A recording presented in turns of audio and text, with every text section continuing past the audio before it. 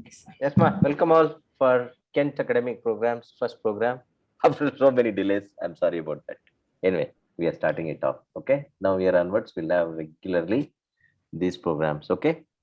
Yeah, I will alternate. 1 week I will do, 1 week you, both of you, one of you do it. Huh? Okay, we'll go that way. Yeah. Okay, man.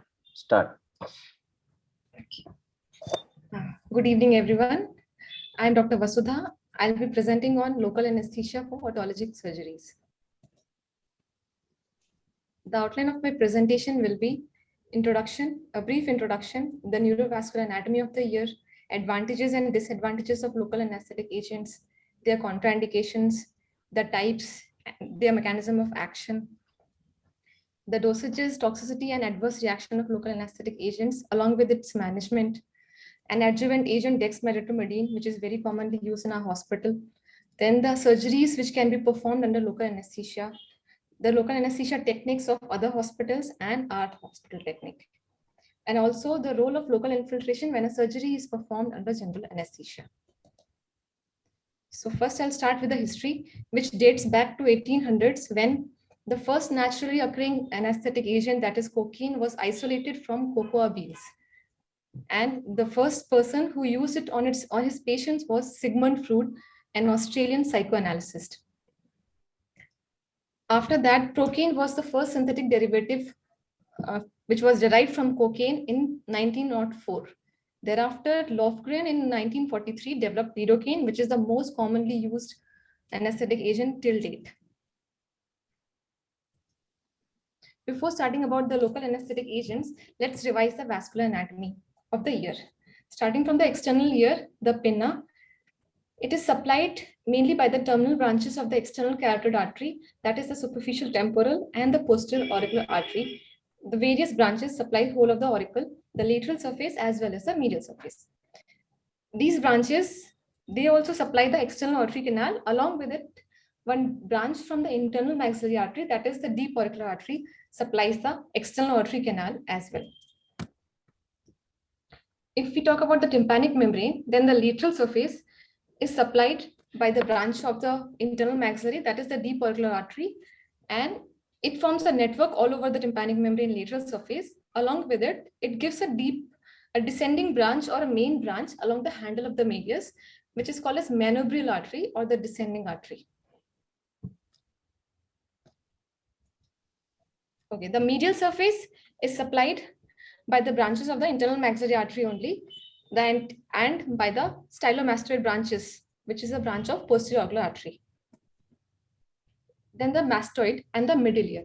These is supplied by a lot of branches. Like first, we can say the anterior tympanic artery, which is a branch of internal maxillary artery, inferior tympanic artery, which is a branch of ascending pharyngeal artery, then the stylomastoid branch of the posterior auricular artery, and the middle meningeal artery as well, which is a branch of internal maxillary artery.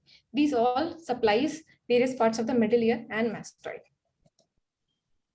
The venous drainage, the veins from the external ear, the external auditory canal, tympanic membrane, and the middle ear, no, it's only the external ear, they drain from the occipital vein, posterior auricular vein, and the retromandibular vein into the external jugular vein, which further goes into the internal jugular and the sigmoid sinuses. Now the nerve supply. The nerve supply of the pinna is majorly the lateral as well as the medial surface is from the greater auricular nerve, but the part of the external ear, the anterior part along with the helix and the root of the helix is supplied by the auriculotemporal nerve, which is a branch of mandibular nerve. Except a part of the concha region, which has an overlapping supply from the facial nerve, auricular branch of vagus, and sometimes the ninth nerve as well. And in the posterior part, the medial surface of pinna, if we see, that is also supplied by the greater auricular nerve, except the tip of the pinna above the level of the external auditory meatus, which is supplied by the lesser occipital nerve, branch of cervical plexus, C2, C3. And near the root of near the retroauricular groove, it is supplied by the same which was supplying the concha region, that is the facial nerve, the vagus, and the vagus branches. So if we talk about the canal also, in canal, the distribution lies the same, like the anterior wall and the superior, the part of the anterior superior wall is supplied by the auriculotemporal branch, and the posterior part will be supplied by the auricular branch of the vagus, that is the Arnold's nerve.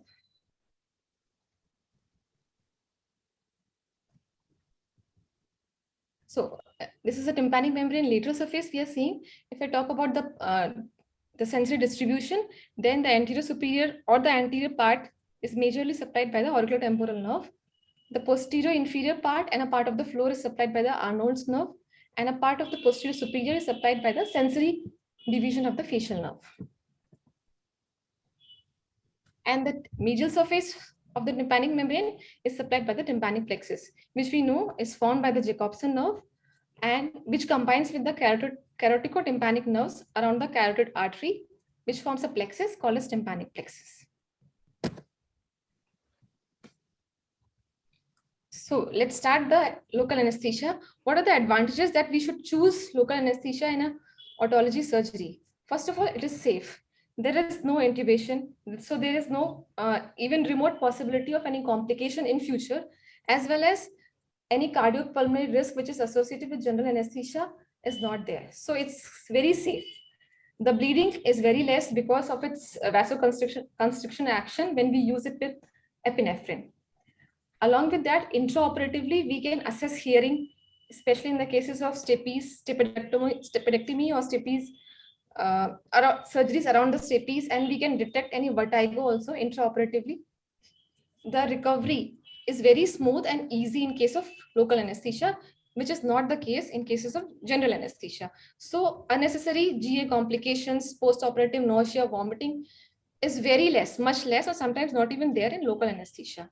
And it is very cheap, and to the patient as well as to the hospital, it provides intraoperative analgesia. Even the post-operative period is also quite comfortable to the patient, and it reduces the stay of the patient in the hospital, reducing any nosocomial infections or any other side effects which can be there when a patient undergoes surgery in a general anesthesia. But there are few disadvantages, like a patient can have transient facial paralysis if the facial nerve is dehiscent. In case if the local anesthetic agent or the infiltration solution directly enters the middle ear over the dehiscent facial nerve, then a patient can develop a facial paralysis. But it is transient, it recovers.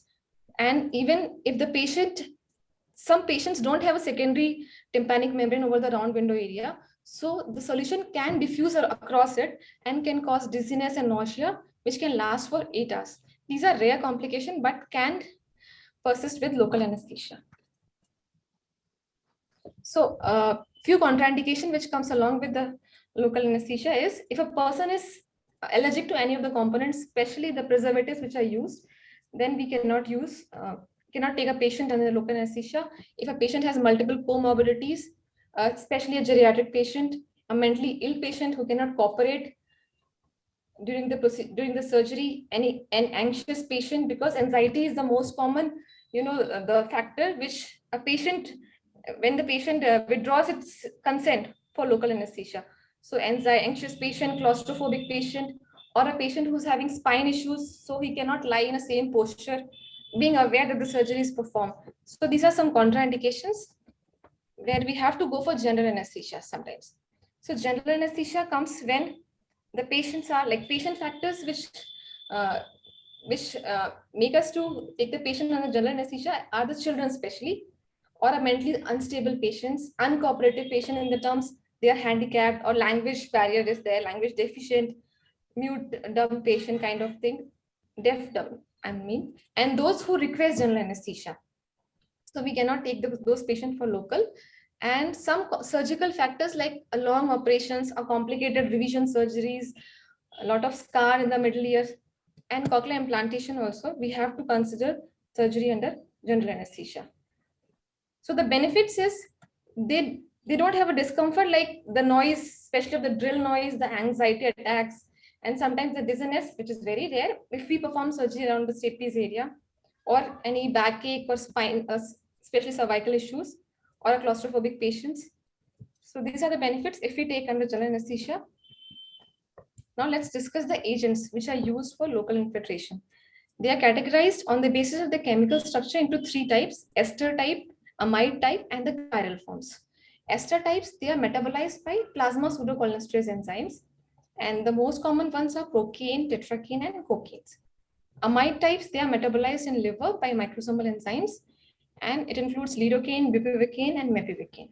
Chiral forms include stereoisomers, and it is ropivacaine. So our main concern will be the amide types of local anesthetic agent, which we use in a year study, that is the lidocaine. So let's discuss the most commonly local anesthetic agent, xylocaine or lidocaine, belonging to aminoamides group, metabolized in liver, highly protein bound agent. How it acts? It attaches to the axonal cell membrane, a receptor on the sodium channels. It attaches to these receptors, and it prevents the entry of sodium ion inside the cell or the exoplasm, so which is responsible for the is responsible for the initiation of impulse and for the progression or conduction of impulses. So this is the mechanism. If we talk about the dosage, it is 3 milligram per kg body weight, and it should not exceed more than 300 milligram. And the duration of only xylocaine is around 30 to 60 minutes, max to max. There are various concentration available of xylocaine, which is used in various indicated cases in OPD procedures as well as during the operations, like viscous 2%, jelly 3%, jelly also 2%, cream 3%, ointments are in 5%, injectable 2% and 4%, which is very commonly used while the otologic ear surgeries, and topical spray. Spinal anesthesia involves 5% and 2% in epidural anesthesia. So the side effects which starts initially is the circumoral paresthesia and also the numbness of the tongue. Patient also complains of lightheadedness, hyperacusis, tinnitus, some visual disturbances, some muscle twitchings, and it can progress to cardiovascular complications like bradycardia, hypotension, arrhythmia, and even cardiac arrest, along with visual and auditory disturbances with convulsions. I'll discuss the management in the coming slide. Let's discuss epinephrine, which is also commonly used along with the vasodilator, that is the xylocaine. So it's an adrenergic agent which acts on the beta receptors. Beta receptors, they are mainly responsible for increasing heart. They are present on the heart and in skeletal muscles. So it increases the heart rate, cardiac output, and the myocardial oxygen consumption. And if it acts on the skeletal muscle, it is responsible for dilatation of skeletal muscle blood vessels by dissociating the G protein, and which in turn activates the adenyl cyclase enzyme, which further converts the ATP to cyclic AMP. And this cyclic AMP agent is responsible for dilatation of the skeletal muscle blood vessels. But here we don't want the skeletal muscle vessels to act. We want the cutaneous vessels, the construction of cutaneous vessels or the mucous membrane vessels. It has to construct and it has to prolong the action of the local anesthetic agent. So we have to increase the dose, a little dose of epinephrine, which causes alpha receptor stimulation, because the adrenergic agent, the epinephrine, can act on both the receptors, alpha as well as beta. So a higher dosage of higher dosage of epinephrine, it stimulates the alpha receptors, which further stimulate the G protein, G alpha protein inside the cell membrane, which forms chemical mediators like IP3 and DAG. And these chemical mediators are responsible for releasing calcium from the sarcoplasmic reticulum, the intracellular organelle. And this calcium is responsible for activation of this myosin light chain kinase, phosphorylation of myosin, and contraction of these smooth vessels which are present in the skin vasculature or the mucous membrane, and thus causing the vasoconstriction. Various strengths which are available of epinephrine, it can be 1:10,000 dilution or 1:1,000 dilution, these are mainly indicated separately if we talk in cardiac arrest and anaphylaxis patients. In cardiac arrest, we usually use 1:10,000 solution. If we use IV or endotracheal tube solution, or endotracheal means a lower concentration of 0.5 to 1 milligram. But in intracardiac, we use 0.3 to 0.5 milligram. For anaphylaxis, we can use both agents, both concentration 1:10,000 as well as 1:1,000 concentration, and 1:10,000 has to be given at a slower rate, like 0.1 milligram at the rate of 1 to 4 microgram per minute or 5 minutes. Whereas if we use 1:1000 concentration, we have to use 0.3 to 0.5 milligram subcutaneously, or IM also can be given. There are complications associated with epinephrine as well, because certain individuals are at risk, like the infants, the adolescents, and the elderly patients. So the complications are broadly under two headings, like dose-related complications on the skin, local skin, like necrosis of the skin because of the vasoconstrictor action, delaying wound healing because the supply, the vascular supply is compromised, and thus it increases the wound infection rate also. And cardiopulmonary complication because of its action on the beta receptors. It can also cause hypertension, ventricular arrhythmias, pulmonary edema, and myocardium sensitization, and even reflex bradycardia. So we have to use a limited, means a concentration of adrenaline with xylocaine so as to support the action of xylocaine and to minimize the side effects. So how it acts is, it prolongs the anesthetic effect of xylocaine and decreases the side effects by causing vasoconstriction, and it reduces the systemic toxicity because it's not absorbed in the systemic circulation. And it also reduces the intraoperative bleeding. So the surgery, especially the microscopic ear surgeries, become easier for us to perform. But if in case it's administered intravenously, then it can cause tachycardia, as we know, because of its action on the beta receptors. The dosage, when it was used separately, was 3 milligram per kg, but when it is used along with adrenaline, we can use 7 milligram per kg, but the total should not exceed more than 500 milligram. And the duration of action, because of the adrenaline vasoconstrictor action, prolongs to around 2 to 3 hours. But still there's some contraindication, like the end arteries, like the fingers, toes, pinna, especially in our specialization, that it should not be given. Adrenaline should not be given in these areas, and also in the patient with myocardial ischemia, hyperthyroidism patients, and severely hypertensive patient, we should not use adrenaline along with xylocaine when we are doing the surgery. So what if the complications happen when we infiltrate the drug?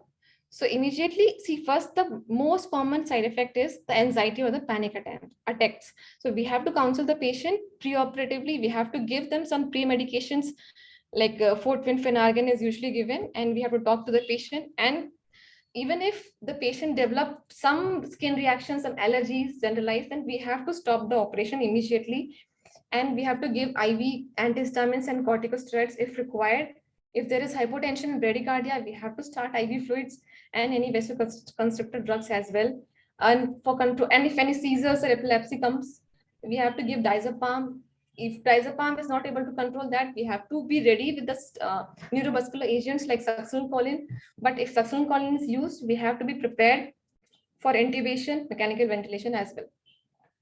And we can use for bradycardia atropine and epinephrine. But still, if the side effect continues, then we should not hesitate to activate the ACLS protocol and keep the defibrillator ready, keep the whole emergency setup ready for intubation and mechanical ventilation.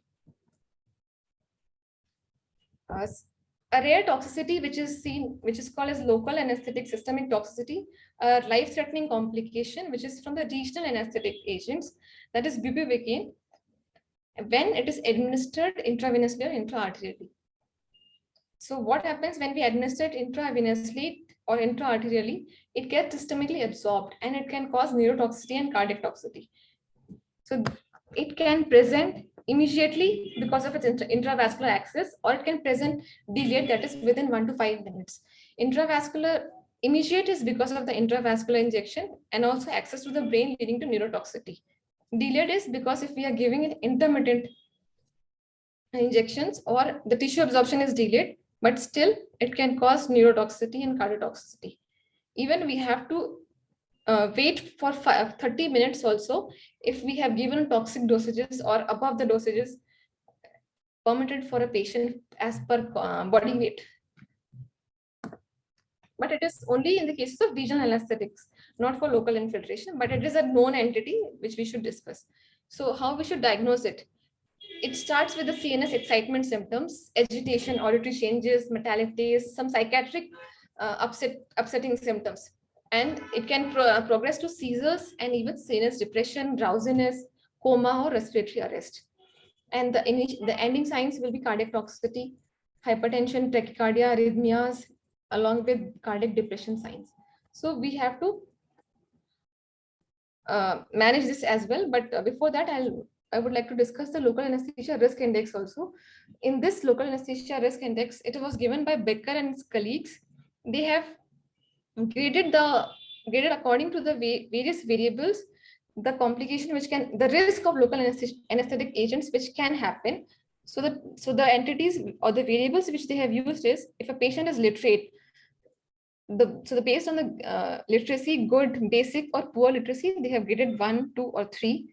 And patient anxiety, claustrophobic status, along this score is also given by Amsterdam pre-anesthetic information score, which they calculate the anxiety status and they grade it according to first, second, and third. And any past history of operation under local anesthesia, under general anesthesia, or no past history of surgery. And the type of external auditory canal, like a narrow canal. Sorry, this is a normal canal in which the annulus is completely visible. Type 2 is like we can see part of annulus with manipulation. With manipulation, we can see complete annulus. And type 3 is very narrow ear canals. So this is also graded. Then the status of inflammation, a discharging ear, a wet or a occasionally wet ear with perforation was graded under score 1. Score 2 is like persistently wet ear with cholesteatoma complication, and grade the score 3 includes the Belosi type 4. That means some nasopharyngeal pathology is also there along with the cholesteatoma complication. And the surgeries which they graded were like stapes, stepidotomy, maryngoplasty, preocular sinus, grommet, and intratympanic gentamicin under the score 1, and the revision surgeries under the score 2, and cavity obliteration and MRM surgeries under the score 3. And depending upon the surgeon experience as well, the anesthesia risk was graded. Like experienced surgeon was score 1, score 2 was middle level of experience, and a beginner was score 3. So the total score was calculated as 1 to 7. That means the patient is at less risk or no risk of any local anesthesia, with moderate risk having score as 8 to 14 and 15 to 21 as serious risk.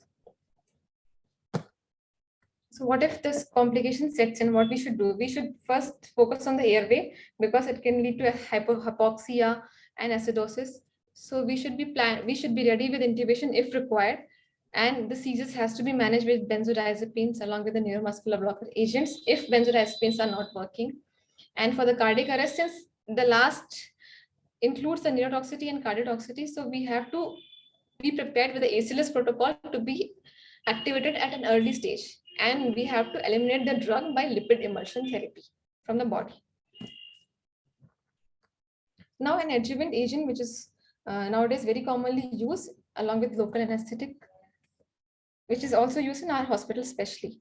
So the dexmedetomidine, it's a sedative drug. Its major action is sedative and an analgesic effect because it acts on the alpha receptors at the presynaptic junction, and it doesn't allow the release of epinephrine and the propagation, and which will further cause the propagation of pain signals. So it at the pain pathway only, it blocks the release of the epinephrine release, and not even at the peripheral levels, it also acts centrally at locus ceruleus in the level of pons or brainstem. It doesn't allow the release of epinephrine by binding at the alpha receptors only. So both both the central action and the peripheral action is responsible for controlling the pain, and it is very rapid in action, so it will act early, and its action is also longer, so its inflammatory and also its anti-inflammatory effect helps in the vasoconstriction, and it is cardiorespiratory safe as a safe agent if we talk about the cardiorespiratory status of the patient. And it also provides a post-operative analgesia, so less analgesics are required in the post-operative period, and it is a safer agent in terms of respiratory compromise. That's why it is more commonly used under general anesthesia as well, but its local advantages are also quite good.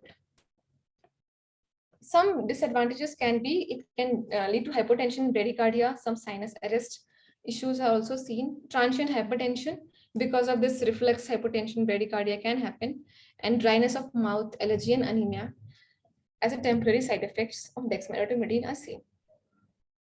So this was dexmedetomidine. Now let's discuss what surgeries can be performed if we give local infiltration or local anesthesia. It involves both the patient factors and the surgery, both. The patient factors means an adult and a person who can understand, cooperate, and communicate intraoperatively. And the surgeries like grommet insertion, myringoplasty, tympanoplasty, stypidotomy, stapedectomy, ossiculoplasty, mastectomy, even the revision cases, MRMs also are done in our hospital, especially under local anesthesia, very safely. Now let's discuss the surgery, the infiltration, but before infiltration, the solutions which are used by various surgeons, they vary from person to person. Like if you talk about Professor Mario Sana, he used 2 different concentrations for retroauricular area as well as for the external aortic canal. If a surgery is performed in a local anesthesia, like for retroauricular area, he'll use 30 ml of 2% lidocaine with 30 ml of distilled water with 2 ml of 0.1% epinephrine. And for the external aortic canal, a higher concentration like 10 ml of 2% lidocaine and 1 ml of 0.1% epinephrine. And along with that, and if the surgery is performed under general anesthesia, then these concentrations are same. If you talk about Professor Mirkotos, he will use 1% xylocaine, and with every 1 ml of 1% xylocaine, he'll add 5 microgram of adrenaline. And if you talk about Plester, he will use high epinephrine concentration like 1:1000 per 1 ml of 1% lidocaine. Shambo, they use solution of 2% lidocaine with 1:50,000 of epinephrine, and along with that, some gel foams with the local anesthetic solution is placed in the middle ear. For the middle ear mucosa, anesthesia. Professor Hugo Fish, he's 2 drops of 1:1000 epinephrine with a final concentration which is 1:2 lakhs of epinephrine. And he also uses sodium bicarb because this local anesthesia sometimes or many times produces burning sensation in the skin. So soda bicarb helps to neutralize the pH because the local anesthesia, in order to prolong the shelf life of local anesthetic solution, that is the xylocaine,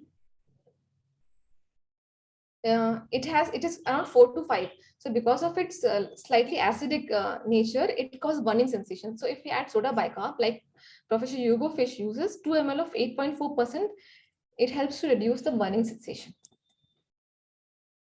And most of the surgeons everywhere, they use 1% or 2% of the local xylocaine with adrenaline 1:1 lakh using 2 ml, 5 ml or 10 ml syringe. So let's discuss the techniques. Means after the solution is prepared, how they will give. Like these are the standard. We have to follow this no matter what. Like every time before injecting, we have to aspirate. We cannot afford any intravascular unnecessary complication and make the field or the patient apprehensive. We have to inject the area very slowly because the major cause of pain is sudden expansion of the space, the subcutaneous space. So we have to be very slow.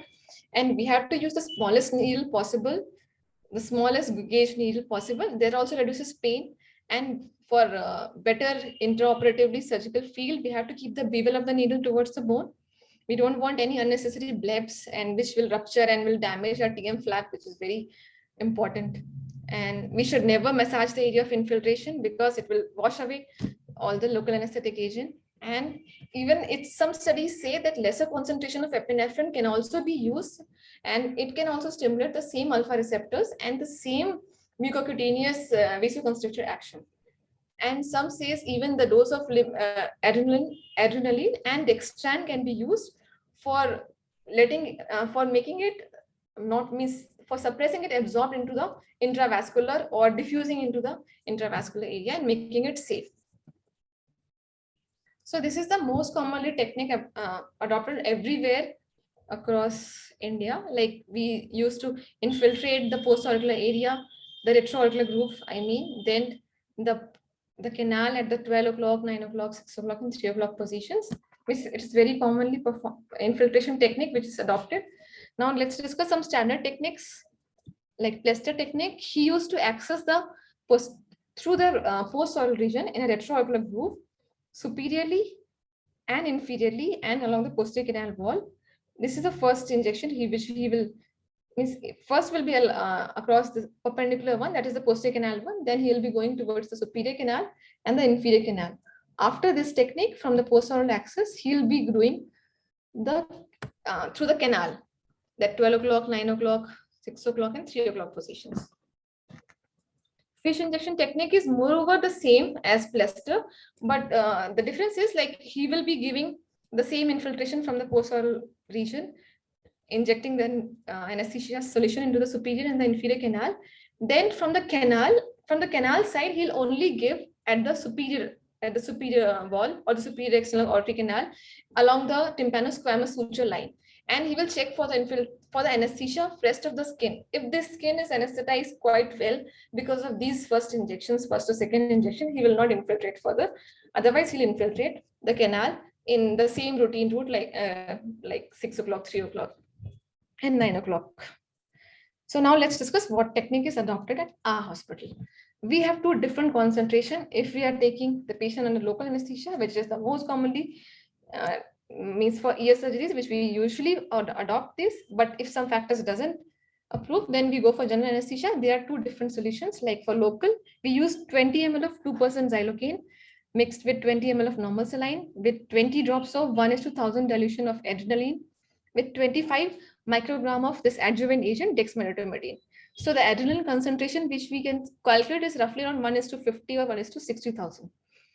Similarly, if a patient is taken under general anesthesia, still we have to infiltrate the patient, the ear, the part with 10 ml of 2% xylocaine with adrenaline, which is having 1:80,000 concentration with 10 ml of NS. Let's discuss the technique which is adopted here in a hospital is Fibonacci pattern. What is Fibonacci? I will discuss in brief. It is a mathematical series which we used to study in school. So this is a sequence of Fibonacci numbers starting from 0 and 1. And in this series, every next number will be the sum of the preceding two. Like 0, 1, the next number will be 3, likewise. So if we make a square with the sides of these Fibonacci numbers, with the squares of these Fibonacci numbers, and we tile upon each other, and we draw a diagonal line across this, then an arc is formed. That is called as Fibonacci arc or a Fibonacci spiral. Or we can see here, this is a Fibonacci spiral. So let's see this Fibonacci spiral in the ear. This is the right ear of the patient.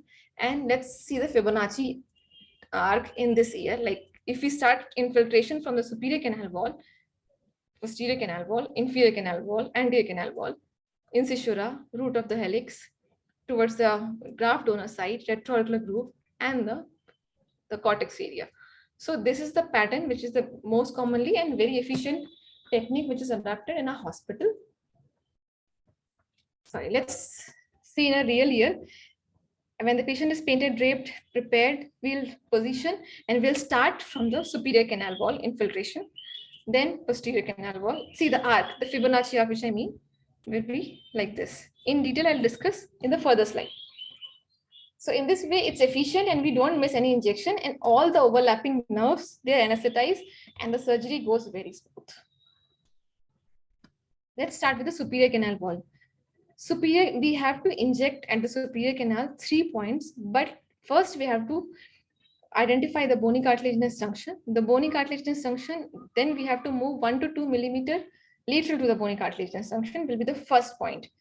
Taking care of all those points which I mentioned, that we have to be very slow. The gauge of the needle will be very small. So like if we use here 26 gauge needle, and the bevel of the needle should be towards the bone. So the first injection will be 1 to 2 millimeter lateral. Second will be little lateral to it, and the third will be at the incisura. So what I mean, let's see in a video. Bony cartilaginous junction is identified. Now the first injection at the superior canal is given.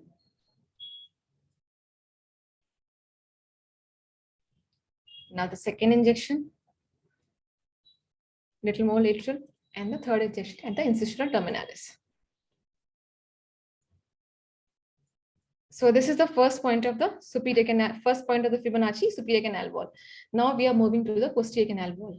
The posterior canal wall will give one at the 9 o'clock position, will give one injection. Then the inferior canal wall, similarly, we have to give 1 to 2 millimeter lateral. 2 points we have to give. One is little lateral and further more lateral, but we have to be very careful about the facial nerve, because this area, facial nerve, risk of facial nerve paralysis is very common. And then we'll move along the arc to the front, that is anterior canal wall. So by this, we are blocking all the nerves like auriculotemporal nerve, posterior auricular branch of vagus, then the auricular branch of vagus, here the facial auricular branch of vagus, and the auriculotemporal nerve. So all the branches of all the overlapping nerves are getting blocked. Let's see in a video what we did after the superior canal wall injection. Superior was done, now the posterior.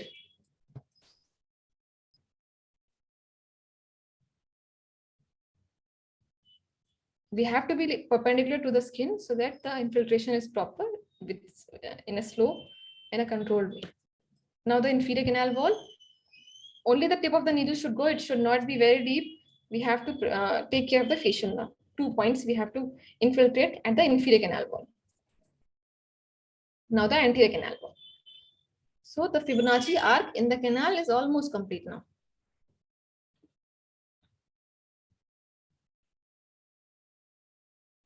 Now we are going towards the root of the helix. Here we have to give 3 points, and every time we have to aspirate and check. Here we are blocking the auriculotemporal nerve branches.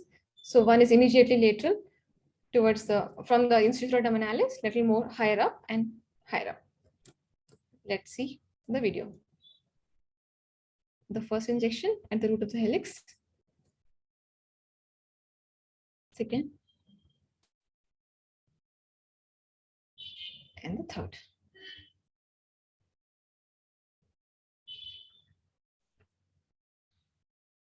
Okay. Now we have to move in an arc, same Fibonacci arc towards the graft donor site, which so you can see the movement, so the direction of the needle going back in a fan-like pattern. And then after the fan-like pattern, we have to follow the arch in a retroauricular groove area in an overlapping pattern. Okay. And after the retroauricular groove, we have to infiltrate the cortex area, the mastoid cortex, that is 1 centimeter behind the retroauricular groove area. First, second, and third, or how many numbers we have to give. We have to infiltrate the whole area. So let's see the video. So we are going towards the graft donor site. Infiltrating the graft. This will be like a fan shaped in a 3 direction, superior, middle, and inferior kind of fan direction, so that we can infiltrate the whole of the graft donor site. Then now we are moving to the retroauricular groove area.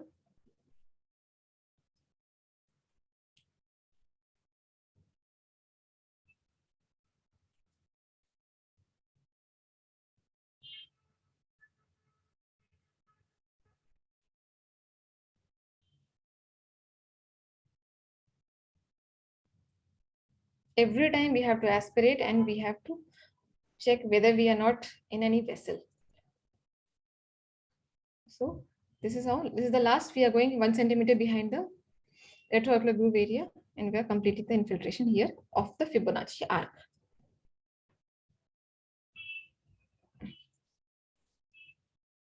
After that, some injection perpendicular to the skin of the mastoid cortex, that is over the that's called periosteal infiltration.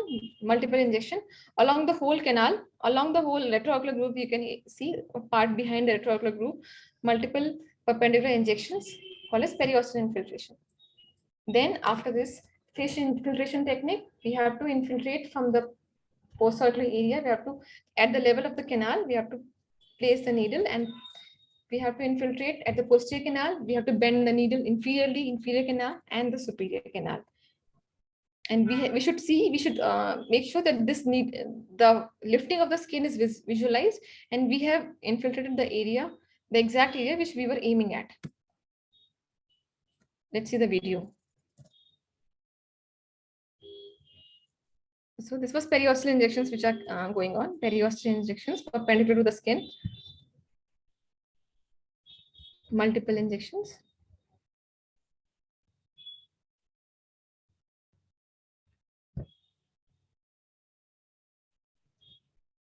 Now the fish technique. So roughly along parallel to the skin surface, and we have to see the canal as well in view, and we have to infiltrate, and we can see the skin lifted in the inferior canal, the superior canal. So we have blocked all the nerves moreover. Sorry. So after this, we have given the postoral William-Wilde sensation, and we have raised the flap after periosteal incision. So the last infiltration still awaited, which will be after the application of the retractor over the anterior canal skin, because this is the last point which we can utilize so that our anesthesia will be smooth when we are proceeding further for the middle ear part. So this infiltration is complete. There are some regional blocks also which can be given for the ear surgeries, like auriculotemporal nerve block, mandibular nerve block, greater auricular nerve block, lesser occipital nerve block, and the vagus nerve block. But the blocks which are most commonly adopted, they are auriculotemporal, greater auricular, lesser occipital, and the vagus usually gets blocked when we are infiltrating the posterior canal along the tympanomastoid suture line. The V3 or the mandibular nerve block, it has a longer surgical scales. It needs a learning curve, so it's not routinely adopted by many people for the regional blocks. Let's discuss the auriculotemporal nerve block. Auriculotemporal nerve lies in front of the ear. It exits from the parotid gland at the superior border. So we can roughly estimate it by palpating the superficial temporal artery, and in between the palpation of the superficial temporal and the trachea, we can infiltrate few ml of solution, and that will be sufficient enough to block or give a regional block of auriculotemporal nerve. So you can see in this picture, this is showing the auriculotemporal nerve block. Greater auricular nerve block, as we know, the external canal, the pinna, it has a major supply of the greater auricular nerve. So we have to block it regionally by palpating the sternocleidomastoid muscle. We have to palpate both the borders, anterior and posterior. We have to draw a line on the anterior border, posterior border, and a line in between. So the middle line, now we have to draw a horizontal line at the level of meatus. If we draw horizontal line, then roughly 6 to 6.5 centimeters, we have to go over the sternocleidomastoid muscle, and that area, which you can see in this picture as well, that here will be the greater auricular nerve. So if we infiltrate few ml of the solution, then we can give regional block of greater auricular nerve at this area. And we can also block the auricular branch of vagus, that is the Arnold nerve. If we give post-oral injection, by fish technique also, if we bend the needle a little bit inferiorly towards the tympanomastoid suture line, we can block the auricular branch of vagus. Lesser occipital nerve block, for this we have to palpate the origin of the sternocleidomastoid muscle at the spastoid process. At the posterior border of the origin of the sternocleidomastoid muscle, we have to feel that, and we can see the lesser occipital nerve going here. So we have to direct our needle some posteriorly and medially, and bone deep, and in a cephalic direction. So we can infiltrate the branches of the lesser occipital nerve by this block technique. We also infiltrate whenever we are doing surgery under general anesthesia, because it gives vasoconstrictor action, and we have to have a better visibility, especially the microscopic ear surgeries. So it has to be given, and it's also given in our hospital as well. It also provides a post-operative analgesia and lesser need of analgesics, especially if we use an adjuvant agent, that is dexmedetomidine. So for these reasons, general anesthesia patients also should be prepared with infiltration. So I would like to end my presentation by giving some summary. Like, if we carefully select our patients, adequately evaluate the patients, and we use the local anesthetic agent appropriately with the simultaneous monitoring of the vitals, we can perform most of the middle ear surgeries, and the patient and the surgeon's satisfaction is very high. And even the lesser concentration of epinephrine can give the same results. Many studies have shown that they can give the same results. So the safety of epinephrine is also not compromised in that way. And the adjuvant agent, that is dexmedetomidine, is also very potent local anesthetic in the terms of local anesthetic agent, as it is very hemodynamically stable and also doesn't alter the cardiorespiratory status of the patient. And thus the surgeon is very comfortable for performing the procedure. That's all. Thank you.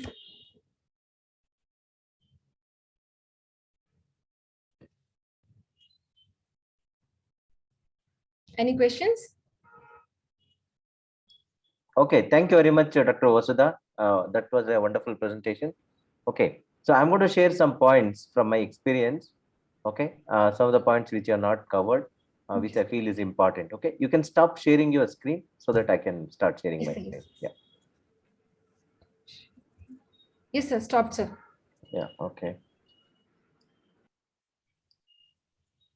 Okay. Yeah, this you have covered. That is, what concentration of solution, anesthetic solution we use. So I'm not going to repeat that again. And also you have spoken about how the dexmedetomidine helps in our cases. Okay. And contraindications also you have spoken about. I'm going to add one more thing. Anyway, you have said about allergy in children inflammation.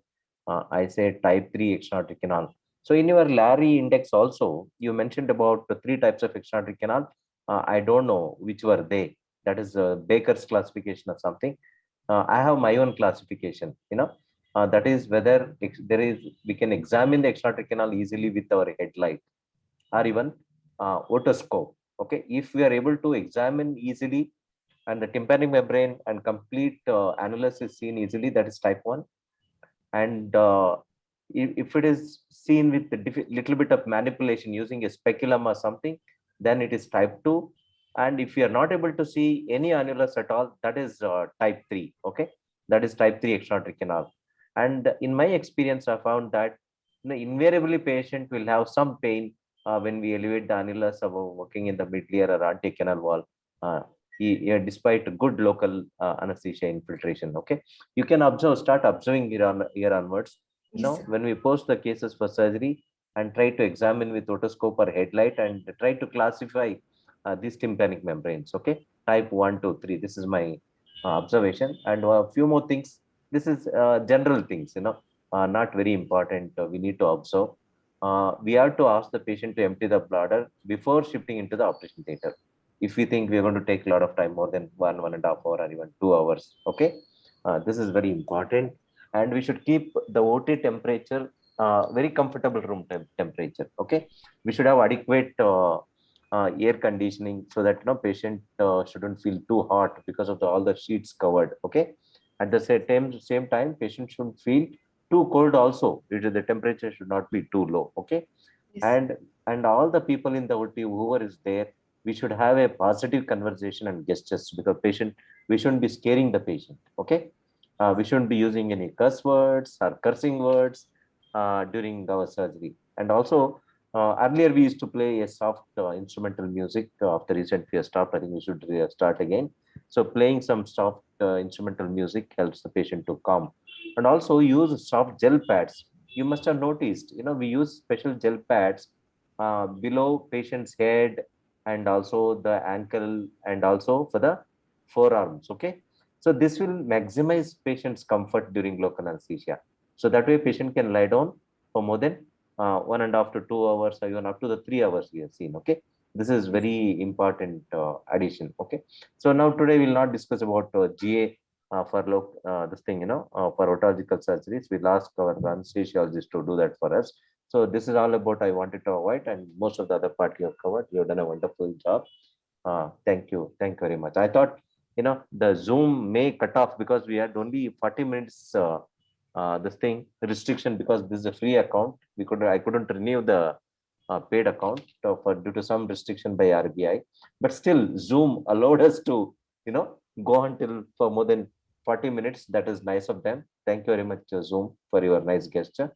So we'll continue to have this program on regular basis here onwards. And next time, Dr. Oshin can get ready. Okay. And today for this program, Dr. Ramya has also joined from Basaveshwara Medical College. I welcome Dr. Ramya also. Thank you very much for being. Hope this was a good teaching experience for you.